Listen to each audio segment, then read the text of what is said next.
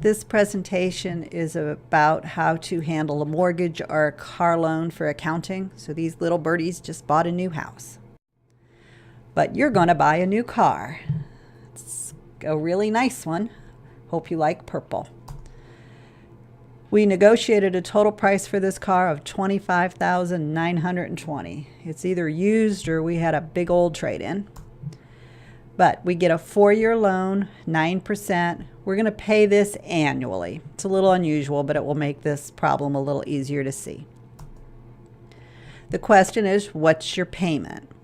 The $25,920 is the present value of the car because that's what you negotiated. So you know the present value. We need to find the payment. We're making multiple payments, so that means it's an annuity. So we go to our present value of an annuity table, and we know that our $25,920 is equal to 3.240, 9%, 4 years, times our payment, and then we just solve for the payment. Again, some of your calculators will do this for you, but if you're using the tables, we need to take the $25,920, divide that by the present value of annuity factor, and we'll come up with a payment of $8,000 per year. Now we want to do an amortization schedule, just a fancy name for a payment schedule to show how you actually end up paying off the car with that $8,000 annual payment. We begin our loan with a value of $25,920. Remember, we said we had a 9% interest rate. So you take your loan value times that 9%, and that's your interest. You're paying $8,000 a year, so the $8,000 minus that $2,000 gives you the principal, the amount of the principal that you're paying off with that $8,000 payment.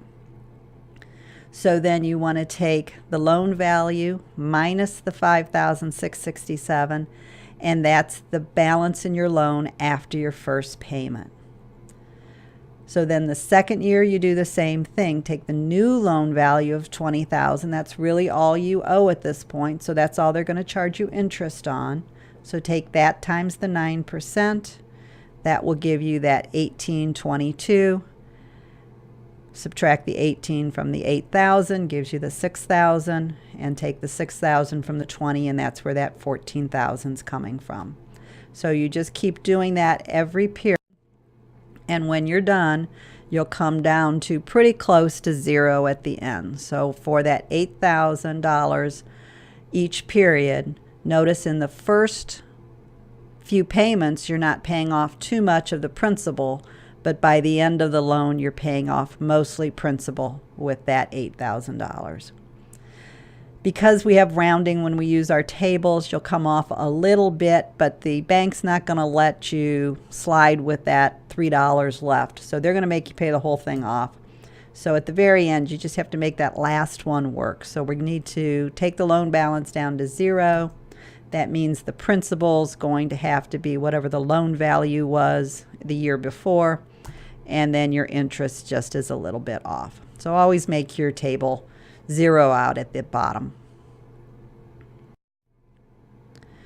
So then your journal entries are really simple because they come straight off the table. I always start with cash because it's the easiest. I have to pay $8,000 in cash. For the first payment, notice our interest is the $2,332.80, so that's interest expense. We want to reduce our car loan by the $5,667.20, and that's all there is to it. The thing that normally happens, you usually don't have an annual car payment, you do it monthly. So if it's a monthly payment, we're going to keep it the same, other than I'm going to change the interest rate to 12%, makes it a little bit easier. And now we're going to pay monthly. What we need to do is figure out the number of payments, not the number of years. So I've got 4-year loan, 12 months means I've got 48 payments I'm going to make. And your interest rates are always given in annual terms. That's almost a law that people were confusing people by using different rates. So the rate you hear is always the annual rate. So that 12%, whatever the rate is, you want to divide by 12 months, because there's 12 months to every year, to get 1% per payment, basically, is what you're paying. Which table are we going to use to come up with the monthly payments? Hopefully you said we want the present value of an annuity table. So that's what we're going to use.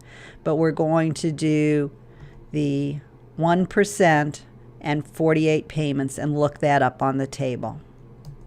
If you do that, you'll see 37.974. Just a little hint, if you do a straight present value, it's always less than 1. A present value of an annuity is always less than the number of years. So it's one way to tell if you're on the correct table or not. So 25,920 equals the factor times some payment amount. Just do the division, and your payment's going to be $682.57 per month. Hopefully that's cleared up some of the mystery behind where those car and house payments came from. And it also lets you determine how much you can afford before you go looking for a new car or a new house.